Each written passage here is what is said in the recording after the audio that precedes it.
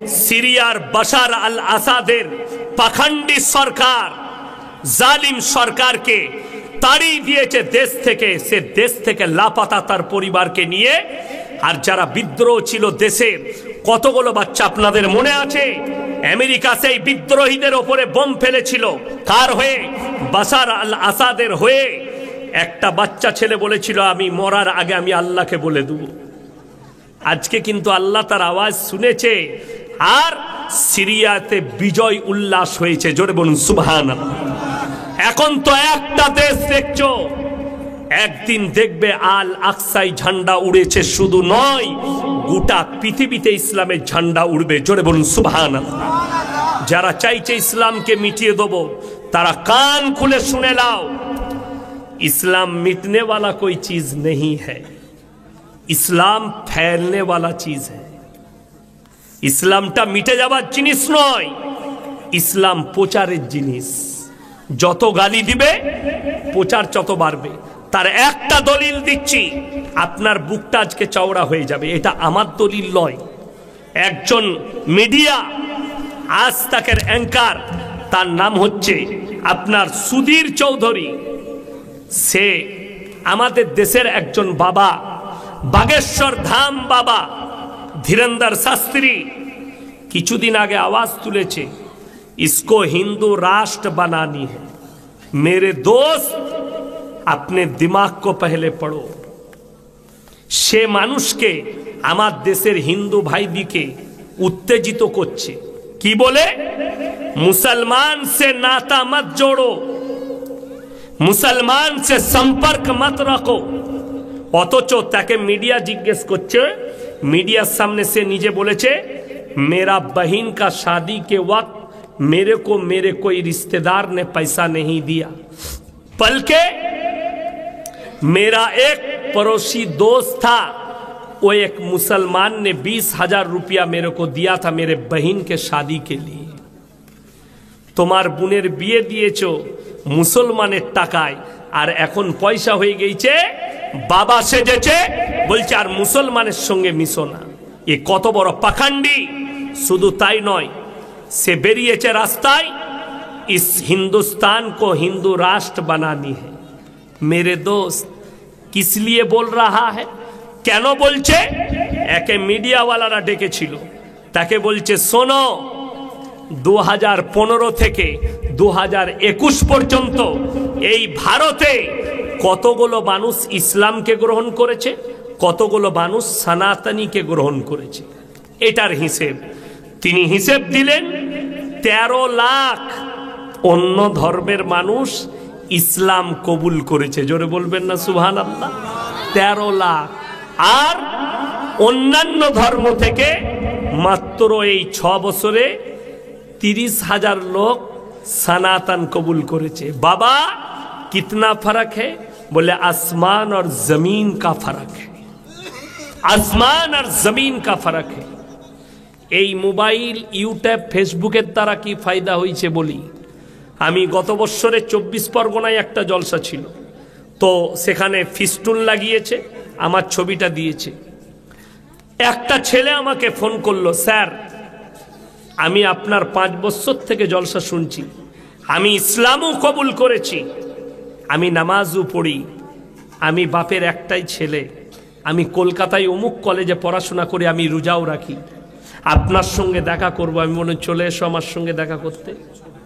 আমার সঙ্গে দেখা করলো। সেই জলসায় আমি খানা খেতে বসেছি, সেই সময় সে পৌঁছেছে। আমি বললাম ভেতরে ডাকো, এলো। আমি বললাম খাও আমার সাথে ভাত, খানা খাও। বললে খাবো। আমি বললাম বসো। খেতে বসলো। আমার দস্তরখানে কি কি আছে? গরুর মাংস আছে, মুরগির মাংস আছে, মাছ আছে, ডাল আছে, সবজি আছে, ইত্যাদি আছে। আমি বললাম তোমার পছন্দ মতো তুমি খাও। বলল স্যার আমি গরুর মাংস খাই। আমি বললাম খাও, তোমার যেটা ইচ্ছা যাবে তুলে খাও। তো সে গরুর মাংস নিল, মুরগির মাংসও নিল, খাচ্ছে। এরকম গিলাসে 1 গিলাস পানি দিয়েছে। সে বলল পানি চাই। পানিটা অর্ধেক খেয়ে অর্ধেকটা নামিয়ে রেখেছে। আমার খাওয়া শেষ, পানির প্রয়োজন, আমি ওই পানিটাই পান করলাম। সে বললে স্যার আমার এঁটোটা আপনি খেলেন। আমি বললাম তুমি হচ্ছে একজন আমার মুমিন ভাই। হাদিসে আছে এক মুমিন আর এক মুমিনের ভাই ভাই, জোরে বলুন সুবহানাল্লাহ। আমরা একে অপরের ভাই ভাই। তাই তোমার এঁটোটা কেউ যদি নেশা না করে, তার এঁটোটা একটা মুমিন আর একটা মুমিনের এঁটো জায়েজ আছে, হারাম নয়। ভালো করে শুনে যান। যদি নেশা করে, কেউ মদ খায়, গাঁজা খায়, নেশা করে, তার এঁটো খাওয়া বৈধ নয়। সেই ছেলেটা বললে আজকে আমি বুঝতে পারলাম আমার ইসলাম কবুল করা সার্থক হয়েছে। আপনাদের আখলাক আর আপনাদের ব্যবহার যদি এত ভালো হয়, আল্লাহ নবী সাল্লাল্লাহু আলাইহি সাল্লামের ব্যবহার কত মূল্যবান ছিল, ব্যবহার কত ভালো ছিল, জোরে বলুন সুবহানাল্লাহ। ইসলাম ঘৃণা করতে শেখাই না। আপনাকে বাস্তব কথা বলে দিই, আমাদের মসজিদে কটা লাইন হয়? বড় লোকদের আলাদা কাতার হয়, কথা বলে না? গরিবদের আলাদা কাতার হয়, হয় না। আল্লাহর ঘরে একজন ভিক্ষুক যদি উজু করে এসে ফাঁস কাতারে বসে, কোন গ্রামের বড় লোক ধনী বলতে পারবে না তুই ভিখারি পেছনে যা। যদি বলে, সেই বড় লোকের নামাজ আর হবে না। আল্লাহর ঘরে সবাই সমান, জোরে বলুন সুবহানাল্লাহ। এটাই হচ্ছে রাসূল সাল্লাল্লাহু আলাইহি সাল্লামের হাদিস। আল্লাহ নবী খানা খেতে বসেছেন দস্তরখানে, সঙ্গে কারা আছে? সাম মালদার সাহাবী, হযরত উসমান গনি রাদিয়াল্লাহু তাআলা আনহু, হযরত শুয়েবা, লুতবা, দামি দামি মালদার সাহাবীরা বসেছেন নবীজির দস্তরখানে। মসজিদে নববীর এক কোণে বসে আছেন গরিব কিতদাস, লোকের বাগানে কাজ করে, সাইয়্যিদনা বেলাল হাবসি রাদিয়াল্লাহু তাআলা আনহু। আর বসে চোখের পানি ফেলাচ্ছে যে আমার মতো একজন গরিবকে, কিতদাসকে আল্লাহ নবীকে এই মালদার সাহাবীদের দস্তরখানে ডাকবেন।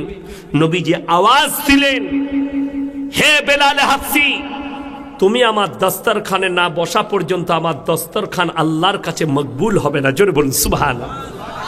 ডেকে বস করালেন, বসো আমার দস্তরখানে। এত মূল্যবান জিনিস, ইসলামে ঘৃণা নাই, জাত বিচার নেই।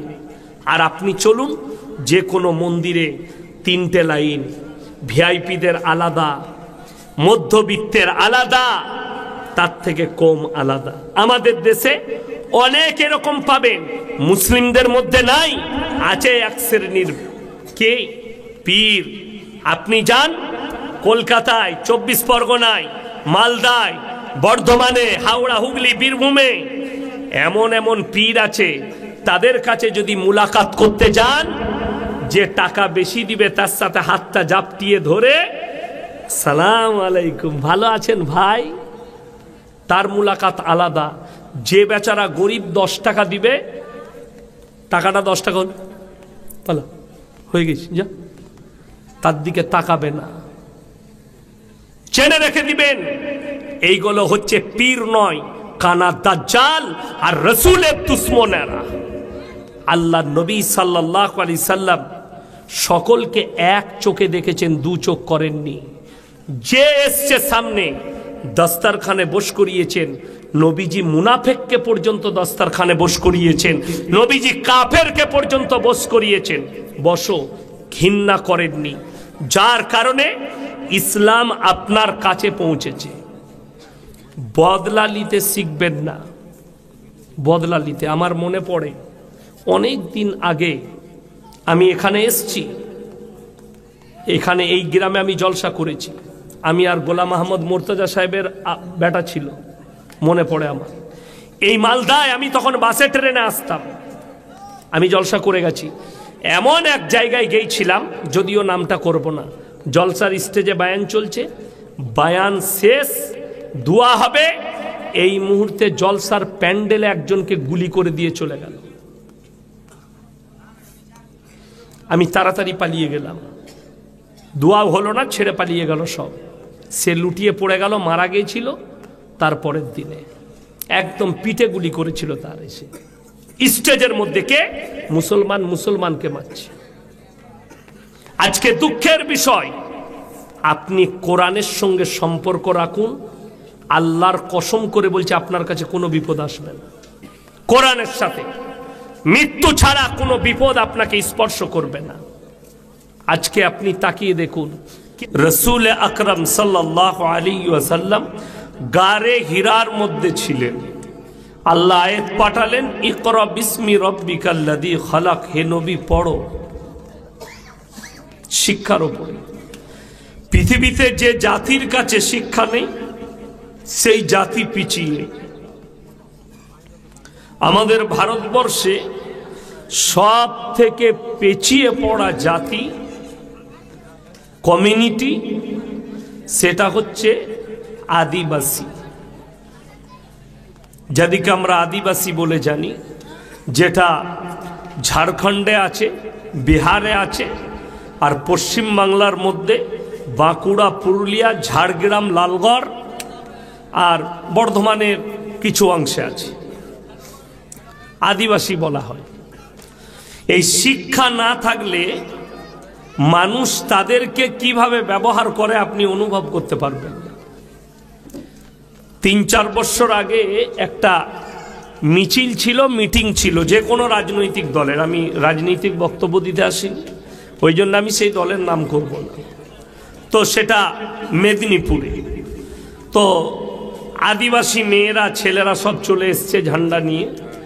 তো মিডিয়াওয়ালা তাকে জিজ্ঞেস করছে যে এখানে কার মিটিংয়ে এসছিস?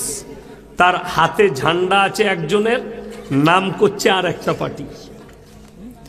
তো তাকে বলল, কেন এসছিস? বললে, আমাকে বলেছে বিরিয়ানির প্যাকেট দিবে আর 500 টাকা দিবে। এই আদিবাসী বলছে, আমাকে একটা বিরিয়ানির প্যাকেট দিবে আর 500 টাকা দিবে। এই 500টি টাকা আর এই বিরিয়ানির প্যাকেট শিক্ষা না থাকার কারণে এই দুটো জিনিস তাকে টেনে নিয়ে চলে এলো একজোড়া ঝান্ডা নিয়ে। সে নিজেও জানেন আমি কার মিটিং এসেছি। কেন? এডুকেশন নাই, শিক্ষা নেই। এইটার কারণে আজকে দেখুন, এই যে পৃথিবীর শ্রেষ্ঠ মুকাদ্দাস কিতাব হচ্ছে কোরআন মজিদ, ঠিক কি না? কথা বলে, পৃথিবীর শ্রেষ্ঠ কিতাব কোরআন মজিদ। কেন শ্রেষ্ঠ বললাম?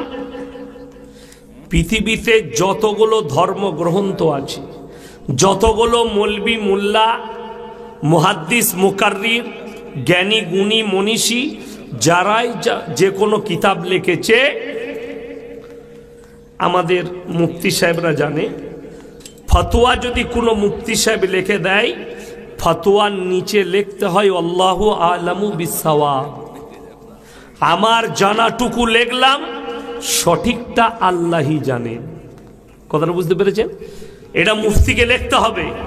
যদি কোনো মুফতি এইটা না লেখে, জানবেন তার ইলমিয়াতের কমি আছে। এটা লিখতেই হবে ফতোয়ার নিচে। যারা যত বই লিখেছে, কেউ বইয়ের প্রথমে এইটা লেখেনি যে আমার এই ভুলে কোনো রকমের কিতাবের মধ্যে ভুল নেই। এটা কেউ লিখেছে কোনো কিতাবে? আকারে, ওকারে, যে কোনো জিনিসের ভুল থাকবে। কিন্তু কোরআন এমন মুকাদ্দাস কিতাব, এই কোরআনের শুরুতে সূরা বাকারায় আছে, জালিকাল কিতাবুল লা রাইবা ফি।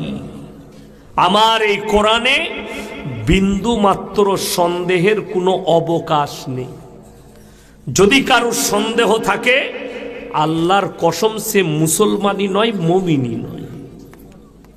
সন্দেহ থাকলে যে কোরআনের মধ্যে ভুল থাকতে পারে, বাস সে বেঈমান। এই সন্দেহই রাখা যাবে না।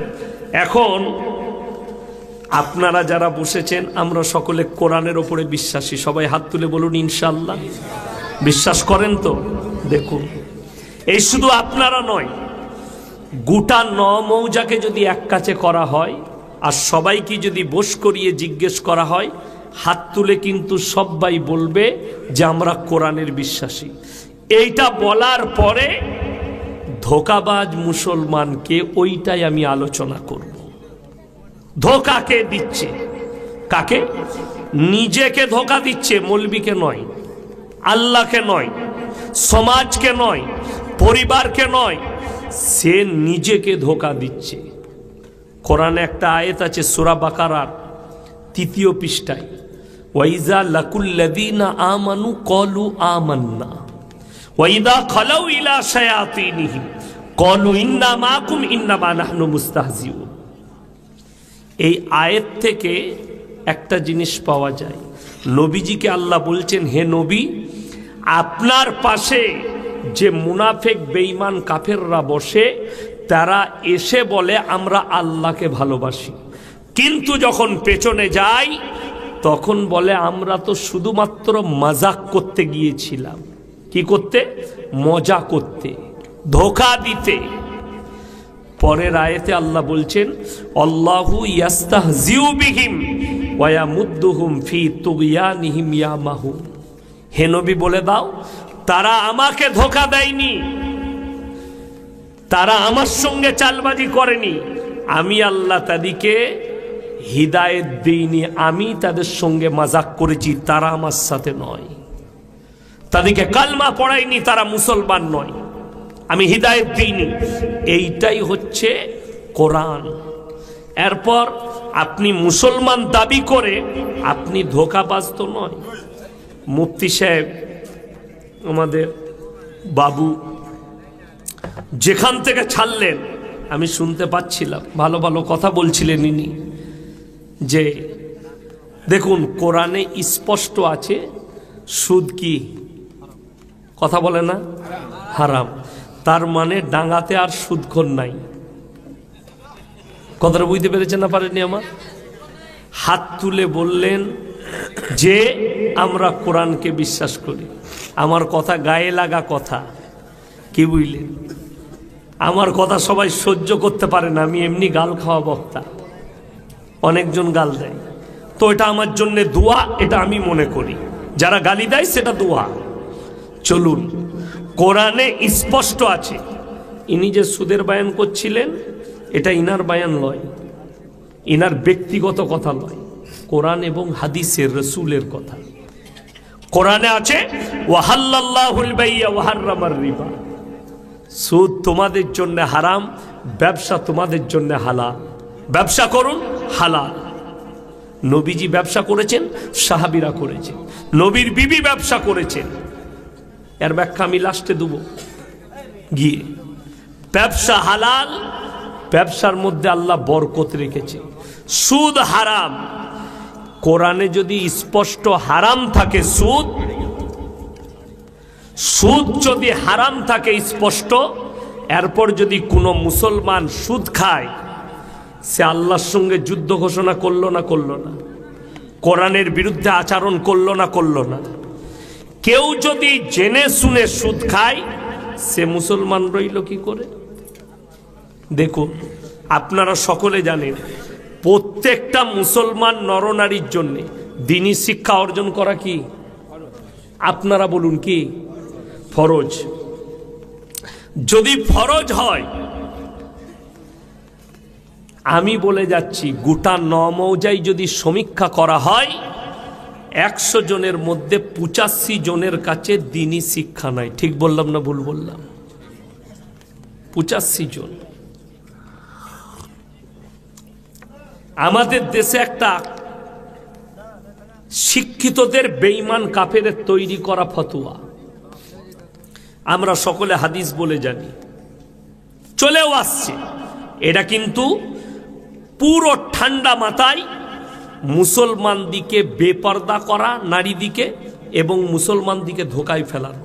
আপনারা শুনেছেন শিক্ষার জন্য তোমরা চীন দেশে পাড়ি দাও, শুনেছেন না শুনেননি? আল্লাহর নবী বলেছেন। এই হাদিসটা যদি এই স্টেজে কোনো মৌলবি বার করে দেখাতে পারে, জীবনে আমি আর সমাজের বুকে বক্তব্য দেব না। একটা যদি দেখাতে পারে, এটা হাদিসই নয়, নবীজির বিরুদ্ধে বানানো কথা। চীন দেশে পাড়ি দাও, মহিলারা শিক্ষা গ্রহণ করবে এমন একটা জায়গায় যেখানে পর্দার ব্যবস্থা থাকবে, নারীদের মর্যাদার ব্যবস্থা থাকবে, পুরুষরা শিক্ষা গ্রহণ করবে। দ্বীনি শিক্ষাকে ফরজ বলা হয়েছে। দ্বীনি শিক্ষা অর্জন করা ফরজ। কতটা ফরজ? মৌলবি হতে হবে? মুসেমপুর মাদ্রাসায় ভর্তি হতে হবে আপনাকে, না সুজাপুরে?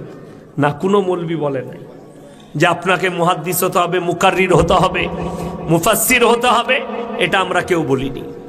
অতটা ইলম হাসিল করতে হবে যতটা করলে আপনি হারাম হালাল চিনতে পারবেন। দিন আর বদ্দিন চিনতে পারবেন, শিরক আর বেদাত চিনতে পারবেন, কুফরি চিনতে পারবেন। বেঈমান কাফেররা যে জালটা আপনার উপরে ছুড়ছে, ওই জালটা আপনি দেখতে পাবেন। অতটা পর্যন্ত ইলম হাসিল করা ফরজ। চলুন, দ্বীনি শিক্ষা না থাকলে কতটা খারাপই আসে।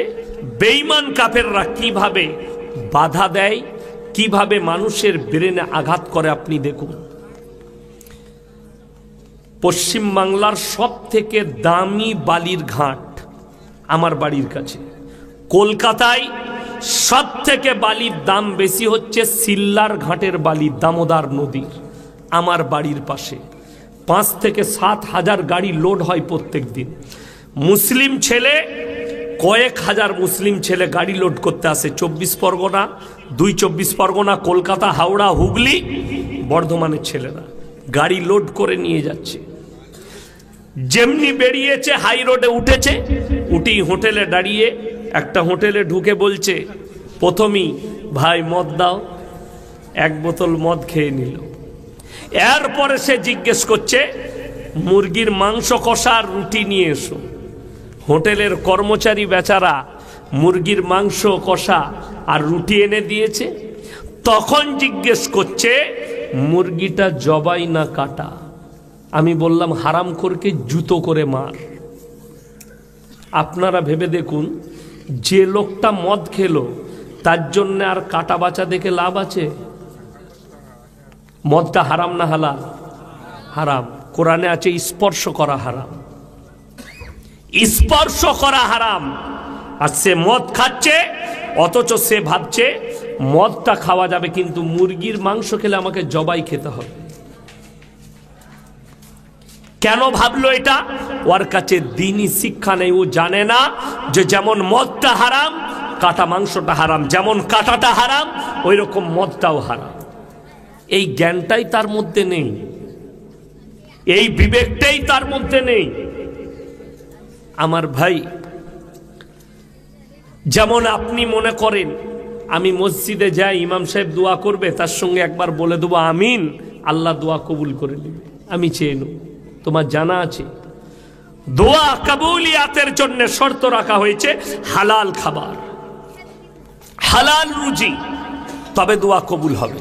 আপনি বুঝে গেলেন যে আমাকে জবাই করা মাংস খেতে হবে। আপনি সকালবেলায় উঠে যদি মালদায় যান, টাউনে কোনো হোটেলে যদি খেতে যান, আপনি জিজ্ঞেস করবেন না দাদা মুরগিটা জবাই না কাটা? আপনার জন্য জরুরি, আপনার জন্য ফরজ জিজ্ঞেস করা। এটা আপনার জন্য জরুরি। কেন? মুসলমানের জন্য হালাল খাওয়াটা হচ্ছে শর্ত, দোয়া কবুলিয়াতের জন্য আর ঈমানকে রক্ষা করার জন্য। আপনি এটা বুঝে গেলেন। সকালবেলায় উঠে সুজাপুরে গেলেন, রাত্রে ইয়াসিন ভাই এসছিল, বলে গেছে যে তোরা জবাই করা মাংস খাবি।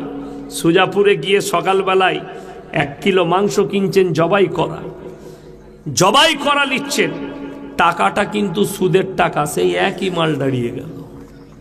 কথা বুঝাতে পারলাম কিছু? টাকা সুদের, মুরগিটা জবাই। সুদের টাকাটা হারাম না হালাল? হারাম। তাইলে জবাই করা মাংস নিলেন, টাকাটা হারাম, তা মালটা আবার কি করে হালাল থেকে গেল? এইটাই বুঝানো যাচ্ছে না মুসলমানকে। কেন? দ্বীনি শিক্ষা না থাকার কারণে আজকে মুসলমানের কাছে মদ হালাল হয়ে গেছে। বিশ্বাস করুন, আমি গত বছরে 30 না 31 ডিসেম্বর আমি জলসা করেছিলাম ইতাই গয়েশ বাড়িতে। আমার জলসা ছিল। জলসা শেষ করলাম 11:45, 12টাও বাজেনি। আমি গাড়ি স্টার্ট করলাম, 13 মিনিটের মাথায় আমার 4 চাকা গাড়ি গিয়ে কালিয়াচক স্ট্যান্ডে দাঁড়ালো। জাম লেগে আছে, 4-5টা গাড়ি দাঁড়িয়ে আছে। আমি ম্যানেজারকে বললাম দেখো কি হয়েছে, কেন জাম? গিয়ে দেখছে গোটা রোডটায় বোম বিছানো আছে। বিছিয়েছে কারা? মুসলিম যুবকরা। 1 জানুয়ারি পালন করবে, বোম ফাটিয়ে রাত 12টায়। একটাও অমুসলিম নয়, সব মুসলিম। বোম ফাটালো, 10 মিনিট বোম ফাটলো, কয়েক লক্ষ টাকার বোম। প্রশাসন বাবুরা দাঁড়িয়ে রইল। আল্লামা ইকবাল বলেছেন, ইস ঘর কো আগ লাগি ঘর কি চিরাগ সে। মুসলমান, তোমরা নিজেদের ঘরে নিজের আগুন ধরিয়েছ, অপরকে গালি দিয়ে লাভ নেই। কাকে গালি দিচ্ছ? আজকে যতগুলো দেখছেন ভারতবর্ষে, পৃথিবীতে, ইসলামের দুশ্মন, সব থেকে বেশি দুশ্মন ইসলামের আছে মুসলমানদের ঘরেতেই জন্ম নিয়া, একটাও অমুসলিম ঘরের নয়। যেদিকে দেখছেন, আমি তার একটা উদাহরণ দিচ্ছি আপনাদের। এইখানে আমি দেখিয়ে দিয়ে যাব, প্রমাণ দিয়ে যাব যে রসুলের দুশ্মন এইখানে বসে আছে। আপনার রাগ হবে, কিন্তু আমার এই কথাটা যদি কোনো মৌলবি কেটে দিতে পারে, আমি জীবনে আর সমাজে কাল থেকে জলসাই করব না, বাড়িতে বসে যাব। কিন্তু ক্যামেরা চলছে, সেই মৌলবিকে স্টেজে বসে প্রমাণ দিতে হবে হাদিস কোরআন খুলে। যোগী আদিত্যনাথ সরকার উত্তরপ্রদেশের 5 বছর আগে থানার একজন বড় বাবু, থানার বড় বাবু, এত বড় বড় দাড়ি, তাকে সাসপেন্ড করা হলো। দাড়িগুলো চেঁচে এসে আপনাকে জয়েন করতে হবে, তা না হলে আপনাকে জয়েন করতে দেওয়া হবে না। তিনি বাড়ি চলে গেলেন, সাসপেন্ড করা হয়েছে। দাড়িগুলো চেঁচে এসে জয়েন করলেন চাকরিতে। ভারতের মুসলিম যুবকরা, মুসলিমরা ফেসবুকে, টুইটারে, ইনস্টাগ্রামে কি বলতে লাগলো? যোগী হচ্ছে আল্লাহর দুশ্মন। একটা পুলিশ অফিসারের দাড়ি চেঁচে দিয়ে যদি আল্লাহর দুশ্মন হয়, 85% মুসলমান, 90% মুসলমান সেলুনে গিয়ে নিজে থেকে দাড়ি চাচে, এরা কার দুশ্মন আমি তোমাদের কাছে জানতে চাই। দাড়ি রাখাটা কি? আপনাদেরকে একটা দলিল দিই। আমাদের দেশে একটা কমিউনিটি বাস করে, তাদের নাম হচ্ছে পাঞ্জাবি। পাঞ্জাবি দিকে জানেন না? জানেন না? পাঞ্জাবি ইউটিউব যাদের কাছে আছে এক্ষুনি সার্চ করুন, পাঞ্জাব পুলিশ লেখুন, বেরিয়ে আসবে। পাঞ্জাবিদের পুলিশরা, পাঞ্জাবিরা পুলিশের চাকরি করে, তাদের মাথায় পাগড়ি আছে, মুখেতে দাড়ি আছে। এটাতে হাত লাগাতে সরকার পারবে না। তার কারণ কি সরকার দায়ী? না, মুসলমান নিজেরা দায়ী। মিলিটারি ডিফেন্সে চাকরি করছে পাঞ্জাবিরা, তাদের মাথায় পাগড়িটাও আছে, মুখে দাড়িটাও আছে। সরকারের হিম্মত নাই তাদের দাড়িতে হাত লাগায়, তাদের টুপিতে হাত লাগায়। ভোট যারা বেশি পায় তারা জিতে, না যারা কম পায় তারা জিতে? যারা বেশি পায় তারাই জিতে। তো যদি একটা মুসলিমদের দাড়িওয়ালা ছেলে, সে যদি চাকরির লেগে ইন্টারভিউয়ে যায়, সেখানে যদি 100টা মুসলিম যুবক থাকে, যদি 98 জন দাড়ি চাচা থাকে আর 2 জন যদি দাড়িওয়ালা থাকে, এই 2 জনেরটা টিকবে না 98 জনেরটা টিকবে? ভোট তাদের বেশি, দাড়ি চাচার ভোটটা বেশি। অফিসার কি বলবে? যে তোদেরই খালি সুন্নত, এরাও তো মুসলিম, এদের মুখে দাড়ি নাই, তোমার চাকরি বাতিল, দাড়ি চেঁচে এসো। দোষটা আপনি সরকারকে দিচ্ছেন, গালিটা আপনি সরকারকে দিচ্ছেন, কিন্তু রসুলের দুশ্মন আমার আপনার বাড়িতে ঢুকে আছে। আপনি দাড়ি চাচ্ছেন, তো আপনার থেকে বড় রসুলের দুশ্মন কে হতে পারে? আর পাঞ্জাবিদের দাড়িতে যদি কেউ হাত লাগায়, সর্বপ্রথম তলোয়ার বার করে তার গর্দনটা কেটে দিবে। তারা ধর্মের ওপরে এত স্ট্রং। বাস্তব কথা বলছি। মদ খাওয়া কোরআনে স্পর্শ করা হারাম লেখা আছে, এরপরে যদি কোনো মুসলমান মদ খায়, সে আল্লাহর সঙ্গে যুদ্ধ ঘোষণা করলো না? করলো না? সে আল্লাহর সঙ্গে যুদ্ধ ঘোষণা করলো, রসুলের সঙ্গে যুদ্ধ ঘোষণা করলো।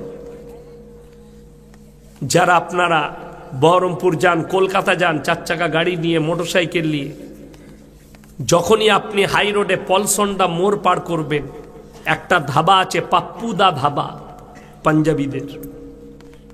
আমি মাঝে মাঝে ওখানে নাস্তা করি, চা খাই। পেরিয়ে এলে অবাক হয়ে যাবেন, তারা জানে আমরা যেখানে ব্যবসা করছি এটা মুসলিম প্রধান এলাকা, মুর্শিদাবাদ। এই জায়গায় ব্যবসা করছি, মালদা মুর্শিদাবাদের রোডে। যার কারণে বোর্ড লাগিয়েছে তার হোটেলে মদ খাওয়াটাও নিষিদ্ধ, মদ বিক্রিটাও নিষিদ্ধ, বোর্ড লাগিয়ে দিয়েছে।